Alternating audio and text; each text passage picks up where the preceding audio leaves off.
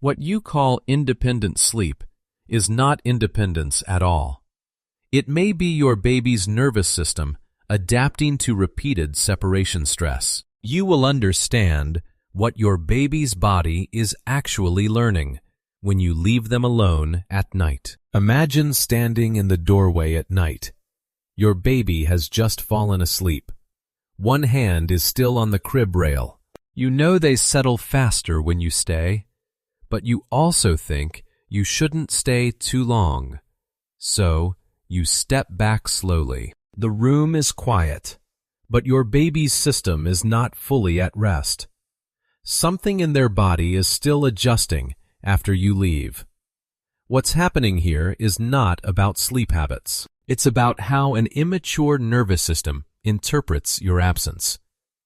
To understand this, we need to look at what your baby's body does in the first minutes of separation. You think the hard part is putting them down, but that's not where their system reacts.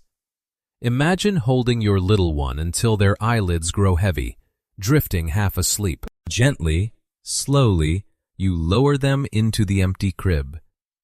Your hand pauses for a hesitant second before leaving contact entirely.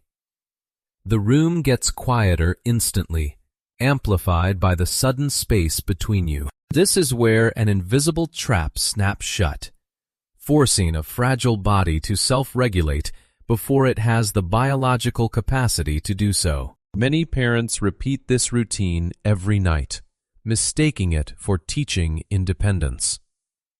Is it truly fair to view this separation as a milestone, rather than a profound shock to their developing nervous system? The problem isn't the crib. It's the exact moment your presence disappears. The cost is a future of fragmented sleep and heightened anxiety during every upcoming separation. Independence is not a switch you turn on, but not every baby reacts to absence the same way. Silence feels like success, but biology doesn't confirm that.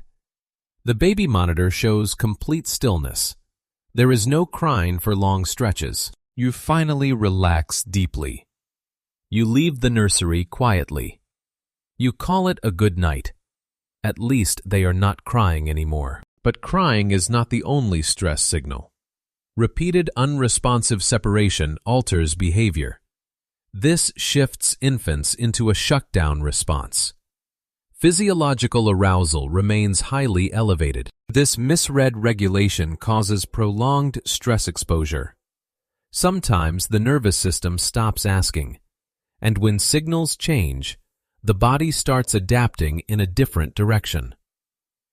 You are not ignoring crying. You are defining what that sound means.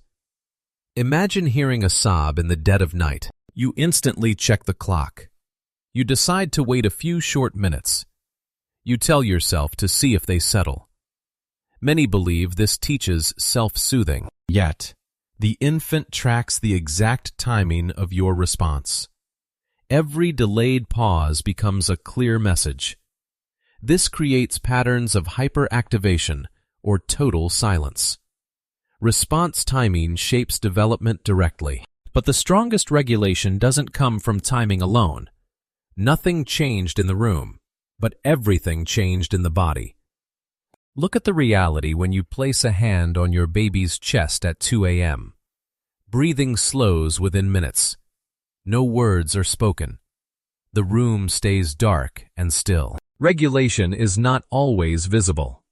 External nervous system cues help regulate the infant autonomic state. Presence is also a biological input. Reduced co-regulation opportunities may increase baseline stress reactivity. But none of this makes sense without evolution. Your baby doesn't evaluate safety logically. They evaluate presence biologically. Look at the past when a fragile body was left alone in the wild. No caregiver nearby meant risk was real. That primitive warning system still operates today. The proximity detection system activates a threat response during isolation. The brain did not update for modern homes.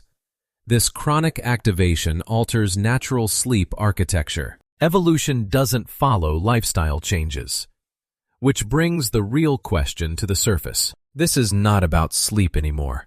It never was. Look at the moment you stand outside the door at night.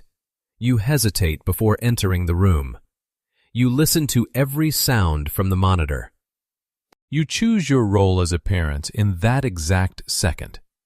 What you call independence may actually be a forced adaptation. Repeated co-regulation shapes long-term emotional regulation patterns directly. Your response tonight becomes their baseline tomorrow. What looks like sleep independence is often a developing nervous system, learning how to function without external regulation.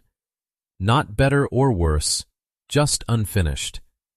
Some parents react to behavior in the moment. Others understand what the behavior is building over time. The difference is not knowledge. It is interpretation under pressure. Independence is not where development begins. It is where regulation becomes internal. If this made you rethink how your baby settles at night, write one thing you notice in your own routine in the comments below. Not advice, just observation. And if you want more breakdowns like this, where behavior is translated into biology without noise, you can follow the channel. Sometimes, what looks like a sleep problem is just a nervous system still learning how to feel safe alone.